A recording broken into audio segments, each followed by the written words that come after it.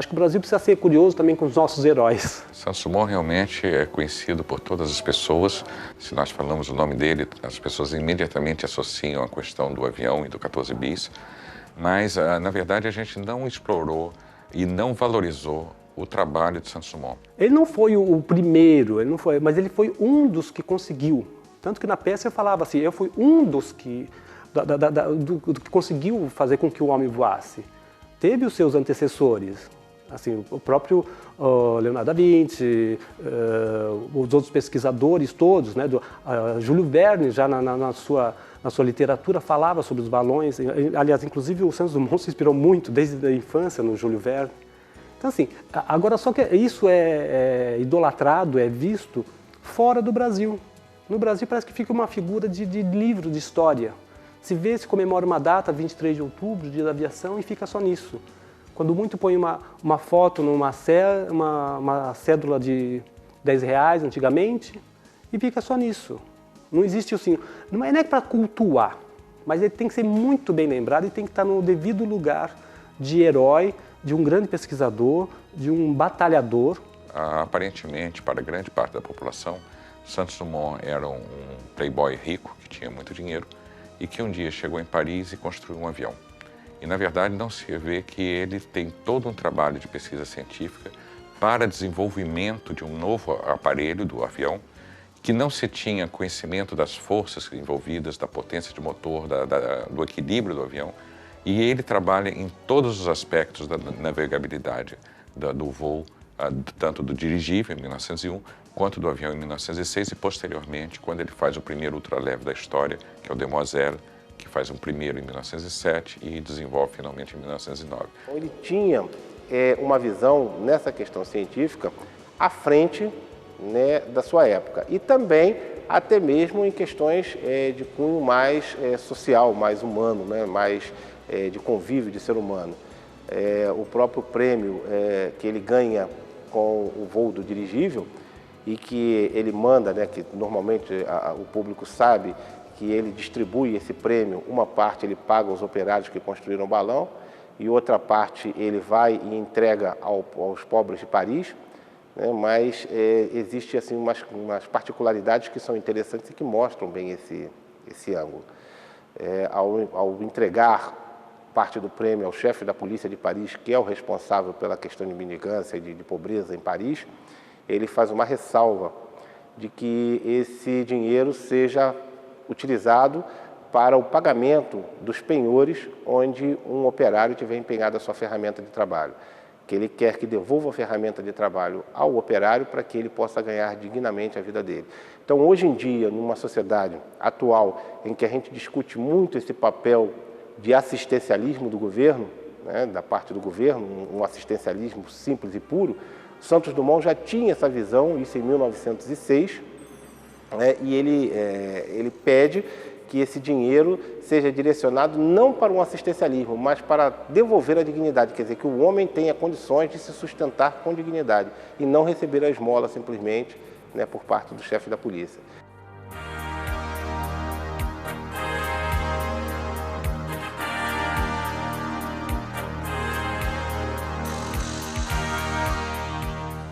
É impressionante porque ele preenche todos os obstáculos que os outros inventores há 100 anos estavam tendo e não conseguindo ultrapassar. Ele vai estudar a questão da sustentação, da dirigibilidade, da potência de motor, do equilíbrio, de novos materiais. O que Santos Dumont contribui introduzindo novos materiais para a aviação é impressionante. Ele é o primeiro a usar a seda, é o primeiro a usar os cabos de aço, é o inventor do primeiro motor aeronáutico eficiente e que vai culminar depois de um trabalho intenso e pouco compreendido, porque é um trabalho de uma vastidão enorme.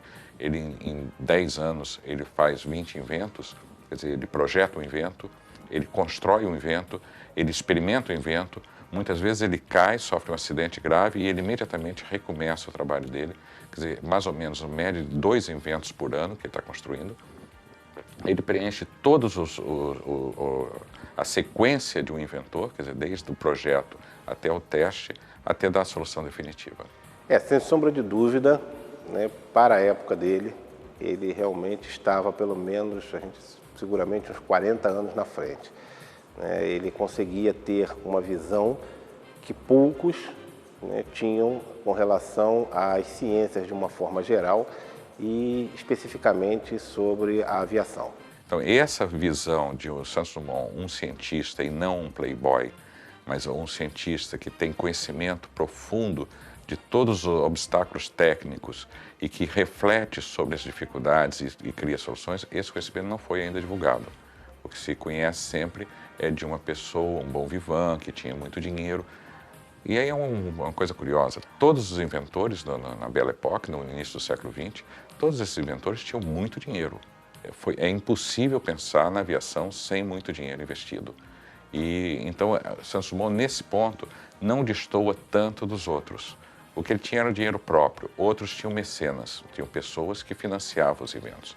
E o que era claro é que na primeira década do século XX, o avião seria inventado, isso era bastante claro, e os mecenas, a indústria, estava interessada em ver esse novo produto tecnológico. Não só a indústria mecânica, pensando em meios de transporte, mas como o petróleo, a questão do petróleo. Quer dizer, o motor a explosão, o motor a gasolina, abria um mercado novo para a utilização do petróleo. Então, os magnatas do petróleo financiaram o desenvolvimento da aviação. E aí tem um segundo ponto que eu acho que é muito interessante ver na figura de Santos Dumont, é que quando ele sai do campo de provas, quando ele abandona os seus projetos voadores e começa então a trabalhar na divulgação, ele é a figura central da divulgação da aviação. Ele é que vai falar para o mundo, em várias conferências, em vários locais, ele é uma figura reconhecida mundialmente, ele vai falar para o mundo que o avião é uma inovação que altera completamente a história da humanidade a partir dali.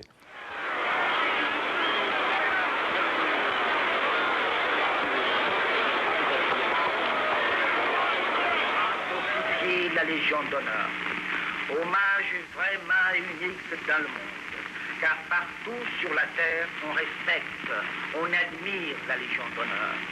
On dirait qu'elle porte toujours l'empreinte de Napoléon.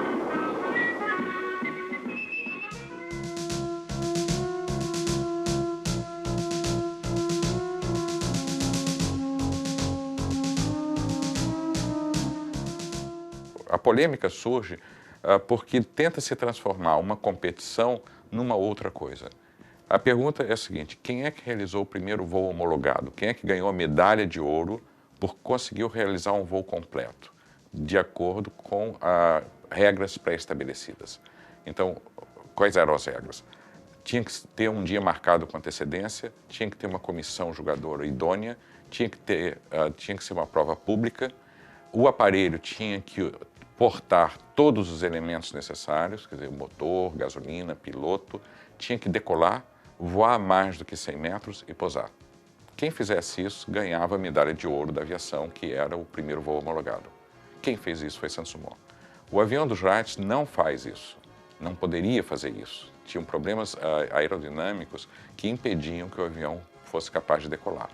E os Wrights fizeram voos importantes, em 1905 principalmente, com um avião que precisava ser catapultado. Então, o aparelho que os Wrights apareceram em 1908, quer dizer, 2 anos depois do voo de bagatelle de Santos Dumont, era um aparelho que precisava ainda de um sistema de catapulta, de um trilho, de um vento de aproximadamente 42 nós, para poder decolar. Então, uma vez decolado, ele até fazia o voo, devido aos motores que tinham, mas os motores não tinham condições de impulsionar o aparelho do chão para o voo. Era necessário que ele já estivesse voando para então continuar impulsionando o aparelho. E só um dos pesos desse tripé do sistema de catapulta pesava 700 quilos. Então a gente fica imaginando, decolou, pousou em outro local, precisa levar toda essa parafernália para o outro lado para ele poder fazer o voo de volta. Ao passo que o aparelho do Santos Dumont não. Ele decolava e pousava unicamente pela força do motor do aparelho. Não havia nenhum auxílio externo. O que os Wrights falavam é que a decolagem não era importante. O importante era manter o voo. Nesse sentido, os Wrights conseguem realizar voos muito longos, até 30 quilômetros, voos muito longos, que comparados com o primeiro voo homologado, é realmente muito diferente. O primeiro voo homologado foi de 220 metros. Os Wright já estavam voando 30 quilômetros, mas com um aparelho incapaz de voar. Quer dizer, tecnicamente, o aparelho dos Wright pode se assemelhar mais a um planador motorizado. Uma vez no ar, você sustenta o avião, mas você não consegue decolar. A campanha que é feita em torno dos Wright é uma campanha de fundo nacionalista, né, por parte dos Estados Unidos. Ela altera todas as informações históricas que a gente tem à mão. Por exemplo, não existe nenhum filme dos voos realizados pelos Wright entre 1903 e 1905. Eles só vão se apresentar publicamente em 1908, quando são feitos os primeiros filmes. Então, todos os filmes que nós vemos desses voos são filmes 2 anos depois dos voos de Saint-Simon. Os fatos estão aí, o que foi visto nessas feiras, nessas demonstrações públicas do Saint-Simon, aliás, tudo que o Saint-Simon fez tornou-se público, era muito retratado, era muito divulgado, era feito com jornalistas em volta. E assim, e nos Estados Unidos a coisa era feita meio velada. Aliás, como muita coisa ainda é feita velado, depois é que se consegue uma exposição na mídia. Vamos dizer, depois que a gente tem esse acesso a isso, né?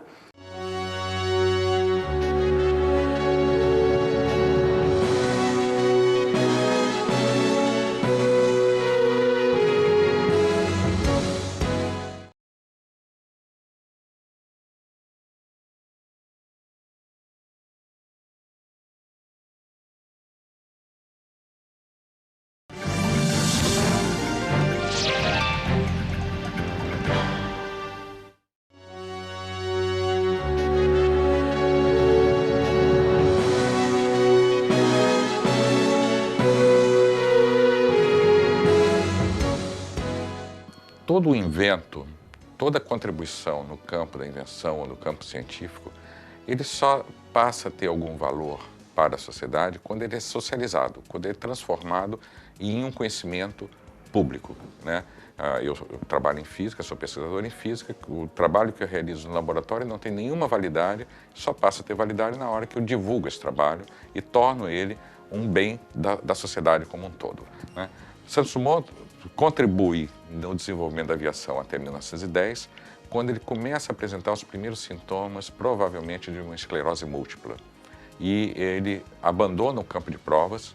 Uma coisa curiosa, o avião que ele utilizava então, que é o Demoiselle, ele vende para Roland Garros, que não era tenista, era piloto, né, que vai dar o prêmio de tênis Roland Garros. Mas ele vende para Roland Garros e Roland Garros cai com o avião, mas depois reconstrói.